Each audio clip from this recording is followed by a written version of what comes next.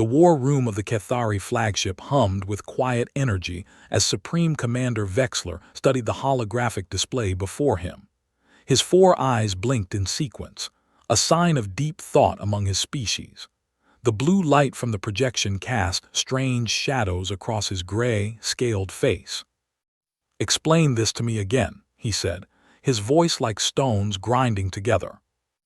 Tactical Officer Emmerich stepped forward, her smaller frame almost disappearing in the shadow of her commander. "Sir, the human garrison on Outpost 7 has been surrounded for 18 standard cycles. They have no reinforcements coming. Their supply lines were cut 12 cycles ago. By all calculations, they should have surrendered or died by now." "And yet," Vexler prompted, "and yet they continue to fight. In fact, their resistance has increased in effectiveness by 37% since our forces completed the encirclement." Vexler made a sound that was somewhere between a growl and a sigh. He had been fighting humans for 3 standard years now, ever since the Cathari Dominion had decided to expand into what the humans called the frontier territories. At first, the war had seemed simple. The humans were new to space travel, barely 500 years into their interstellar age. The Cathari had been conquering worlds for 10,000 years. But nothing about humans was simple. "Show me the combat data," Vexler ordered. The hologram shifted, displaying a timeline of the siege. Red markers showed forces, blue markers showed humans. At the beginning of the siege, the human defenders numbered just over 200. Now, Emmerichs reported, there were perhaps 140 still fighting. "They have lost nearly a third of their force," Vexler observed. "Yes, Commander, but in the same period, they have destroyed 4 times that number of our soldiers." "4 times?" "4 times, sir. And the ratio has been getting worse for us. In the first cycle, they took 3 of ours for every one of theirs we killed. In the last cycle, that number was 7 to 1. Vexler stared at the data. It made no sense. When any other species was cornered, when they were cut off and alone, they broke. Their morale collapsed. They surrendered or scattered or simply gave up fighting effectively. This was the natural order of things. This was how war worked. But humans did not follow the natural order. "Pull up the psychological profiles," he said. Emmerichs worked the controls and new data appeared. Images of human prisoners, their strange 2-eyed faces staring at the camera. Reports from interrogation sessions. Cultural analyses prepared by Cathari scholars who had studied human society. "According to our experts," Emmerich said, "humans have a concept they call last stand. It refers to a situation where a small force faces certain defeat or death, but chooses to fight anyway." "All species have such situations," Vexler replied. "It does not mean they enjoy them." "That is the strange part, Commander. Our psychologists believe that humans on some level do enjoy them, or at least they find meaning in them. Their history is filled with stories of small groups facing impossible odds. They celebrate these moments. They build monuments to them. They teach their children about them." Vexler's tail twitched with irritation. Celebrating defeat is madness. Often, these last stands ended in defeat, yes, but not always. And even when they did, the humans who made them are remembered as heroes for generations. The psychological profile suggests that humans fight harder when backed into a corner because they believe they are part of something larger than themselves. They believe that even if they die, their sacrifice will matter. "That is irrational." "Yes, Commander, but it appears to be effective." Vexler turned away from the display and walked to the observation window. Outside, the stars hung in their eternal patterns, indifferent to the struggles of mortal beings. He had conquered 17 species in his career. He had brought entire civilizations into the fold of the Dominion. None of them had fought like this. "There is something else you should see," Emmerich said hesitantly. Vexler turned back. "Show me." The hologram changed again, this time showing intercepted human communications. Text messages, voice recordings, even some video transmissions that Cathari code breakers had managed to decode. "These are from the defenders of Outpost 7, Emmerich explained. Messages to their families, to their commanders, to each other." Vexler listened as a human voice spoke, the translation coming through his earpiece a moment later. "Hey Mom, hey Dad, if you're seeing this, I guess things didn't work out the way we hoped. I want you to know I'm not afraid. The guys here, they're the best soldiers I've ever served with. Whatever happens, we're going to make these bastards pay for every inch. Tell Sarah I love her. Tell her I'm sorry I won't make it home for the wedding. But don't feel sad for me. I'm exactly where I'm supposed to be, doing exactly what I was born to do. I love you all." The message ended. Vexler felt something cold settle in his stomach. "There are hundreds of similar messages," Emmerich said quietly. "They know they are going to die, they have accepted it, and yet they continue to fight with more determination than ever." "Have you analyzed the tactical implications?" "Yes, Commander. Our models suggest that if we continue the siege at current intensity, we will eventually take the outpost. But the cost will be significant. Perhaps 20,000 soldiers to eliminate 140 humans." 20,000. "That is the projection, sir, and it may be optimistic." Vexler returned to the holographic display. He manipulated the controls, zooming in on Outpost 7 itself. It was a small installation, barely more than a communications relay station and a few support buildings. Before the war, it had been manned by perhaps 50 technicians. Now it had become a fortress. "What is special about this location?" he asked. "Why are they defending it so fiercely?" "Nothing, sir. It has no strategic value. There are no rare resources, no important infrastructure, no population centers nearby. It is simply a point on the map." "Then why not abandon it? Why not retreat and live to fight another day?" Emmerich hesitated. "We asked that question to one of the human prisoners we captured in the early days of the siege, a soldier named Rodriguez." "And what did he say?" "He said, because we're still standing." Vexler waited for more, but Emmerich fell silent. "That is all. That was his entire explanation." "Yes, Commander." He seemed to think it was self-evident. Vexler considered this.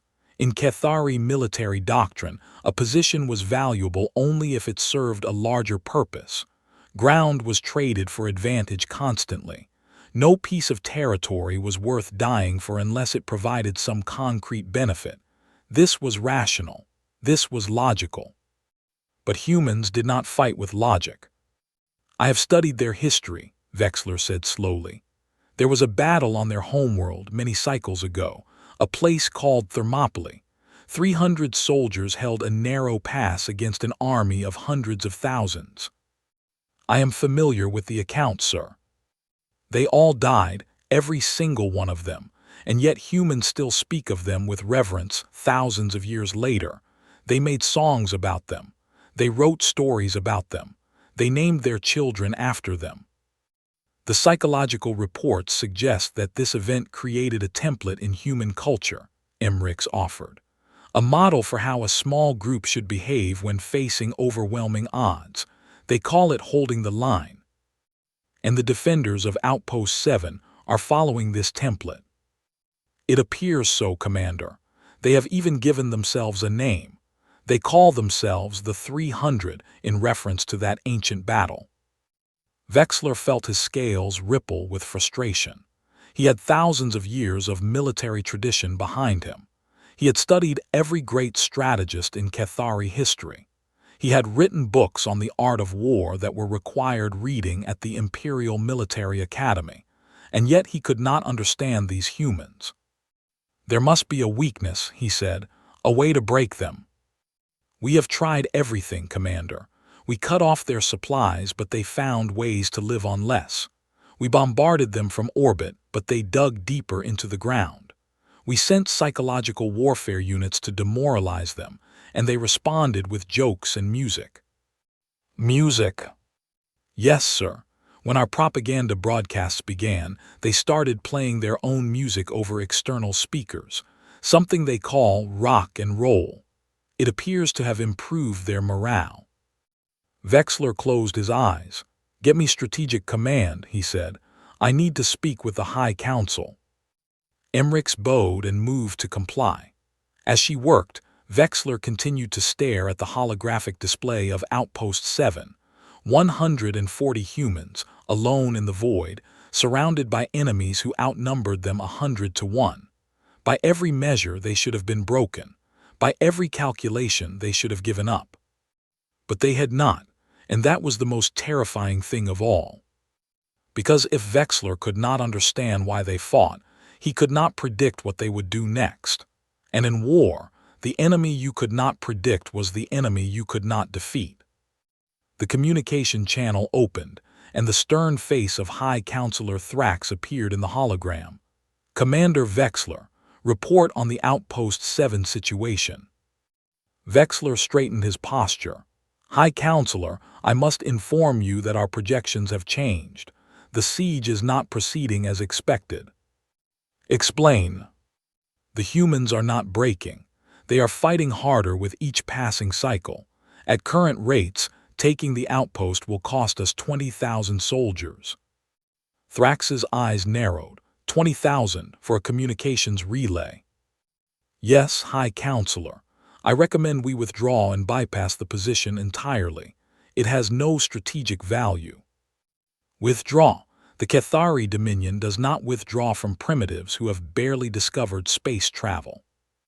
"With respect, High Counselor, these primitives have killed more of our soldiers in 3 years than the last 5 species we conquered combined. They are not like the others." There was a long silence. Finally, Thrax spoke. "What do you suggest, Commander?" Vexler looked at the hologram of Outpost 7 one more time. 140 humans, alone, outnumbered, doomed, and absolutely refusing to stop fighting. "I suggest," Vexler said slowly, "that we begin studying them more carefully, because if we do not understand them soon, this war may not end the way we expected." 200 light-years away, in the bunker that served as the command center for Outpost 7, Captain Maria Santos was finishing her daily report. The room was cramped, the air recyclers struggling to keep up with the demand, and the lights flickered occasionally as enemy bombardment struck the surface far above. "Day 18 of the siege," she spoke into the recorder. "Ammunition at 40%, food at 30%, water at 50%, morale at 100%. She paused, then added with a grim smile, "Maybe 110%. Corporal Jenkins told a joke at breakfast that nearly killed more people than the Cathari did all day." She ended the recording and leaned back in her chair. Around her, the sounds of a military outpost under siege filled the air. The distant thump of artillery, the chatter of soldiers maintaining their weapons, the occasional burst of laughter from somewhere down the corridor. 140 souls, she thought. 140 people who had every right to be afraid, to give up, to simply stop fighting. And instead, they were cracking jokes and playing cards and planning their next attack. Santos did not fully understand it herself. She was a career soldier, 30 years in the service, and she had never seen anything like the spirit that had taken hold of her people. It was as if being cornered had awoken something in them, some ancient fire that had lain dormant in the human soul since the beginning of time. She understood one thing, though. The Cathari did not know what they were dealing with. And by the time they figured it out, it would be too late. Supreme Commander Vexler stood alone in his quarters, staring at a simple question he had written on his personal display. Why do they fight harder when Oyutinumbird and alone? He had asked this question to every expert in the Dominion. He had consulted psychologists, historians, military strategists, and even philosophers. None of them had given him a satisfactory answer. But he was beginning to suspect that the answer was simpler and more terrifying than he had imagined. Humans fought harder when outnumbered and alone because, in some deep part of their being, they had been designed for exactly this situation. Evolution on their harsh homeworld had created a species that did not simply survive challenges but was strengthened by them. When everything was lost, when hope was gone, when there was nothing left but the choice between fighting and dying, humans did not break. They became something more. And Vexler, for the first time in his long career, began to wonder if the Cathari had made a terrible mistake. The siege of Outpost 7 entered its 20th cycle. On the surface, nothing seemed to have changed. Cathari forces still surrounded the battered installation. Human defenders still held their positions. The stalemate continued. But beneath the surface, something was shifting. The humans had begun launching night raids, small groups slipping through enemy lines to strike at supply depots and command posts. Each raid cost them soldiers they could not afford to lose, and yet the raids grew more frequent, more daring, more effective. Vexler studied the reports with growing unease. His tactical officers could not explain it. The humans were behaving irrationally, spending their dwindling resources on attacks that could not possibly change the outcome of the siege. They were throwing their lives away for nothing. Or so it seemed. It took Vexler another 3 cycles to understand what was really happening. The humans were not trying to win. They were not trying to survive. They were trying to make a statement. Every raid, every attack, every moment of resistance sent a message to every human in the galaxy. We will not go quietly. We will fight to the last. We will make them pay for every inch. And that message was being heard. Reports began flowing in from other sectors of the war. Human resistance was stiffening everywhere. Soldiers who had seemed ready to surrender were suddenly fighting with renewed determination. Civilian populations that had been passive were rising up against Cathari occupation. Outpost 7 had become a symbol. 140 humans, alone against the might of the Dominion, refusing to break. And that symbol was worth more than any strategic position. Vexler finally understood. The humans were not fighting for the outpost. They were fighting for each other. They were fighting for everyone who would hear their story. They were fighting because that was what humans did when the darkness closed in. They lit a fire. And from that fire, they drew strength that no army could extinguish. On day 25 of the siege, Vexler made a decision that would have seemed unthinkable at the start of the war. He ordered his forces to withdraw from Outpost 7. The High Council was furious. They called it cowardice, weakness, a betrayal of everything the Dominion stood for. Vexler accepted their condemnation without argument, because he understood something they did not. You could not defeat an enemy who fought harder the more you hurt them. You could not break a spirit that grew stronger under pressure. You could not conquer a people who had learned, over millions of years of evolution, to turn desperation into fuel. As his fleet pulled back from Outpost 7, Vexler sent one final message to the human defenders. You have earned your victory. May we never meet on the battlefield again. The response came within minutes. Thanks for the fight. Better luck next time. Vexler stared at the message for a long time. Then, for the first time in his life, he laughed. These impossible humans. These mad, beautiful, terrifying creatures. He hoped with all his heart that the High Council would listen to his warnings. Because if they kept pushing humanity into corners, they would discover something that ancient enemies on Earth had learned long ago. Cornered humans did not surrender. They became legends. The war continued for another 7 years.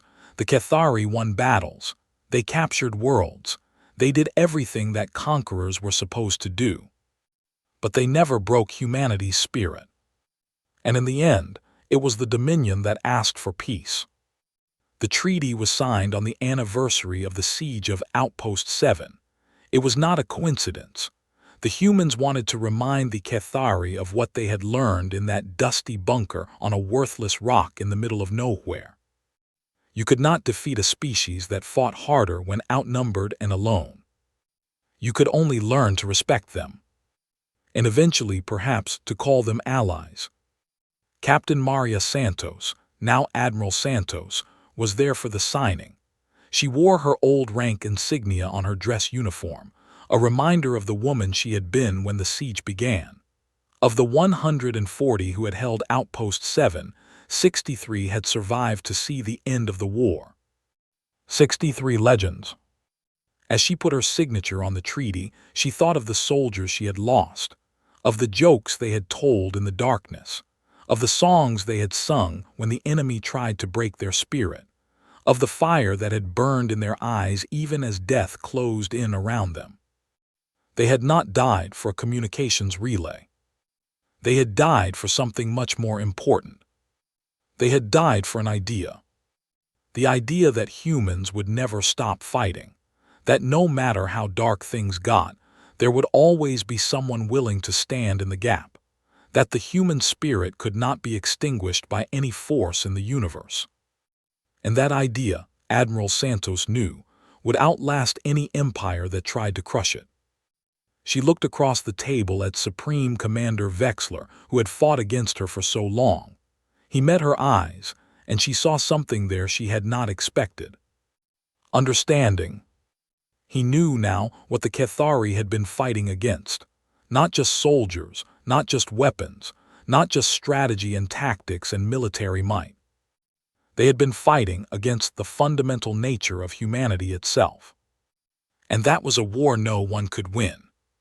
Supreme Commander Vexler stood on the observation deck of his flagship, watching the human ships depart after the treaty signing.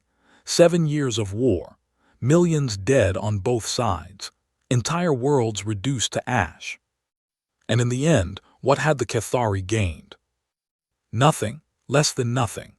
They had spent treasure and blood to conquer a species that refused to stay conquered. They had thrown their armies against a wall of human determination and watched that wall hold firm no matter how hard they pushed. Tactical Officer M. Rix, now a full colonel, stood beside him. "You were right, sir," she said quietly. "From the very beginning you saw what they were." "I saw a puzzle," Vexler replied. "I did not understand the answer until it was too late." "And what is the answer?" Vexler was silent for a long moment. When he spoke, his voice was heavy with something that might have been respect or fear or perhaps a mixture of both. "Humans are not like us. They are not like any species we have ever encountered. When we surround an enemy, we expect them to weaken. When we cut them off from hope, we expect them to despair. When we corner them, we expect them to surrender." He turned to look at Emmerich directly. "But humans have evolved in a different crucible. Their homeworld was hostile. Their history was violent. Their very existence was a constant struggle against forces that should have destroyed them. And from that struggle, they developed something that we do not possess." "What is that, sir?" "The ability to transform defeat into victory. Not military victory, perhaps, but something more fundamental. When humans are backed into a corner when they have nothing left to lose, they do not break. They transcend. They become more than individuals fighting for survival. They become symbols. They become stories. They become ideas." He looked back out at the departing ships. "And ideas, Colonel, are the one thing that cannot be killed by any weapon we possess." Emmerich considered this. "Then how do we fight them? How do we win against an enemy like that?" Vexler made a sound that was almost a laugh. "We do not. That is the lesson of this war. You cannot defeat humans by making them desperate. You cannot break them by surrounding them. You cannot conquer them by force alone. Then what is the alternative? We learn to live with them. We learn to trade with them. We learn to see them as partners instead of enemies. Because if we continue to threaten them, if we continue to back them into corners, we will discover that there is no limit to what they will sacrifice to resist us." He paused. "Outpost 7 taught me that. 140 humans held that position for 25 cycles. They had no hope of rescue. They had no strategic reason to fight. They had every logical reason to surrender. But they did not. They did not. And in refusing to surrender, they inspired their entire species. They became a legend that will be told for generations. They proved that humans can endure anything, survive anything, overcome anything, as long as they believe that their struggle has meaning. Emmerich nodded slowly. So the war was lost from the beginning. Not lost, Wexler said, but the victory we sought was never achievable. We wanted to conquer humanity, to add them to the dominion like we added all the others. We did not understand that some species cannot be conquered. They can only be destroyed completely, or they must be accepted as equals. And destruction. Wexler's voice grew cold. Would require weapons that would make us monsters, and I do not believe the Dominion is ready to become monsters. Not yet, perhaps not ever. He straightened his posture, his decision made. No, Colonel, this war has taught me something valuable. It has taught me that the universe contains species that do not fit our models, that do not behave according to our expectations. Humans are the first such species we have encountered. They will not be the last. What will you tell the High Council? The truth, that we have discovered a new kind of adversary, one that requires a new kind of strategy, not conquest but cooperation, not domination but partnership. Emmerich looked skeptical. They will not accept that easily. No, but they will accept it eventually, because the alternative is to keep fighting, keep bleeding, keep throwing our soldiers against that wall of human determination. And I have seen what happens when you do that. He touched the viewport, his scaled hand leaving a brief impression on the cold glass. The humans have a saying, "What does not kill me makes me stronger." I thought it was foolish when I first heard it. Now I understand that it is literally true for them. Every defeat, every loss, every tragedy only strengthens their resolve. They are the ultimate adaptive species. So we adapt to them. Yes, because if we do not, they will adapt to us. And when humans adapt, they do not just survive. They thrive. They grow. They become something greater than they were before. He turned away from the viewport. I am going to recommend that the Dominion begin immediate diplomatic relations with humanity.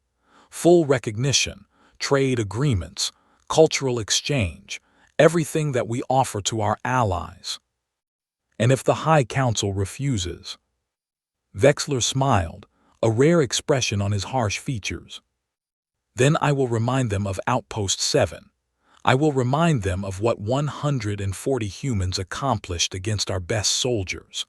I will remind them that if we make humanity desperate, if we back them into a corner with no way out, we will face not 140 warriors, but billions.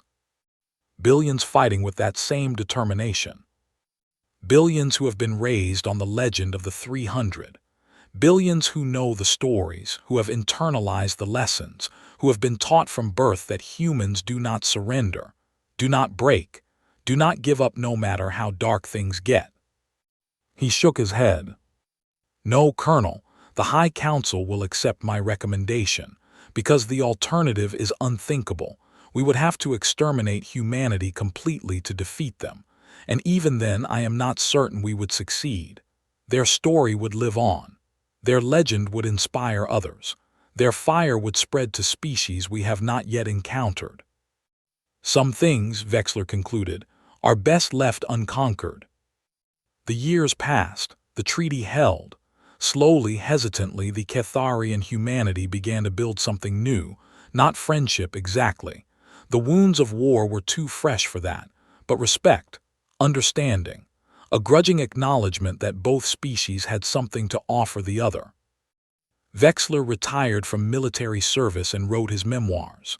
The book, titled The Unconquerable Fire, became required reading at military academies across the Dominion. It was also, somewhat surprisingly, a bestseller among humans. The central thesis of the book was simple. Humans were not invincible, but they were unconquerable. You could defeat them in battle, but you could not break their spirit. You could kill individuals, but you could not kill the idea they represented. You could surround them, starve them, bombard them from orbit, and they would only fight harder.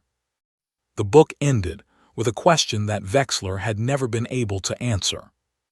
Why do humans fight harder when outnumbered and alone? After years of study, I still do not know. Perhaps it is something in their evolution, some adaptation that turns desperation into strength. Perhaps it is their culture, which celebrates last stands and lost causes with a fervor that borders on religious devotion. Perhaps it is simply who they are, a species that has spent its entire existence clawing its way to survival against impossible odds. But whatever the reason, the result is clear. Humanity is not a species that can be conquered by force. They must be met with respect, engaged with honesty, and treated as equals. Any other approach will only make them more dangerous. And we have already seen how dangerous they can be. Admiral Maria Santos read those words in her office on Earth, many years after the war. She was old now, her hair silver and her face lined with the years, but her eyes still held that spark of fire that had sustained her through 25 cycles of siege. She thought of the soldiers who had stood beside her at Outpost 7. Of the 63 who survived, only a handful were still alive. Time had done what the Cathari could not.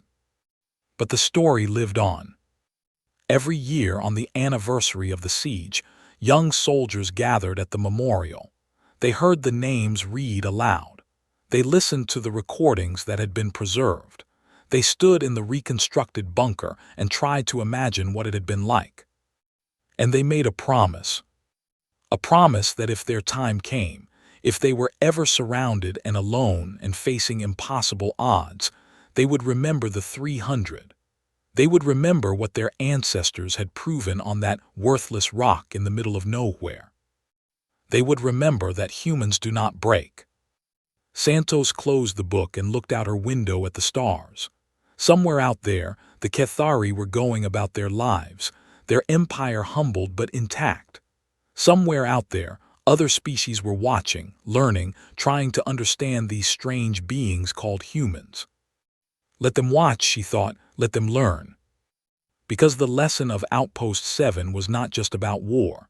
It was about the human spirit itself, the fire that burned brightest in the darkest hours, the strength that emerged from the deepest despair, the stubborn, irrational, beautiful determination to keep fighting no matter what. That was the gift of humanity to the universe. That was what made them unconquerable. And that Admiral Santos knew would never change. In the final chapter of his memoir, Supreme Commander Vexler included a passage that would be quoted for centuries to come. I have spent my entire career studying war. I have analyzed battles, dissected strategies, examined the rise and fall of civilizations. And in all that study, I have never encountered anything as remarkable as the human response to desperation. Other species fight to survive. Humans fight to mean something. Other species retreat when surrounded. Humans dig in and dare you to come get them. Other species break when hope is lost. Humans find a new kind of hope, one that transcends individual survival. This is not weakness, it is their greatest strength. The Cathari believed we were conquering primitives. We were wrong. We were facing a species that had conquered something far more formidable than other civilizations. They had conquered despair itself. And that is why we could not defeat them. That is why we will never defeat them. Because you cannot conquer a people who have learned to turn their darkest moments into their finest hours. The humans have a word for this quality. They call it defiance. I call it something else. I call it the fire that cannot be extinguished. The memorial at Outpost 7 still stands. It is a simple structure, just a pillar of stone with 140 names carved into its surface. At the top, words in both human script and Cathari glyphs. They held the line. Visitors come from across the galaxy to see it. Humans, Cathari, and members of dozens of other species make the pilgrimage to that desolate rock. They stand in the shadow of the pillar and read the names.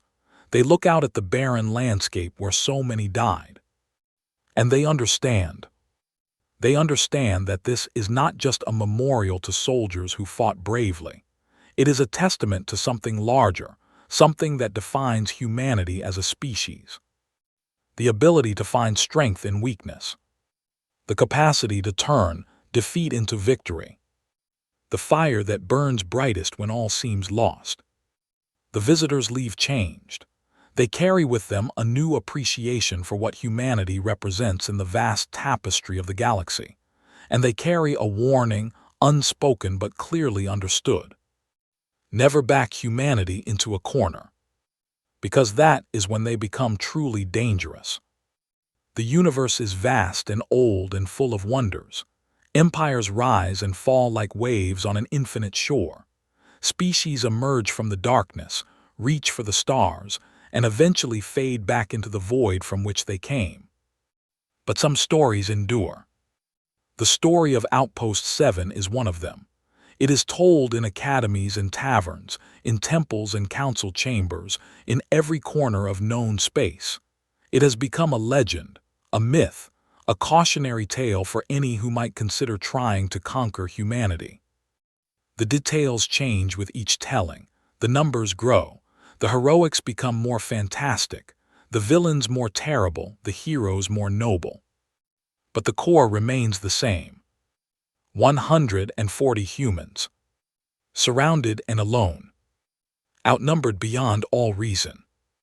And they did not break. They lit a fire instead. A fire that still burns centuries later. A fire that will burn forever. Because that is what humans do. When the darkness closes in, they make their own light. And nothing in the universe can extinguish it.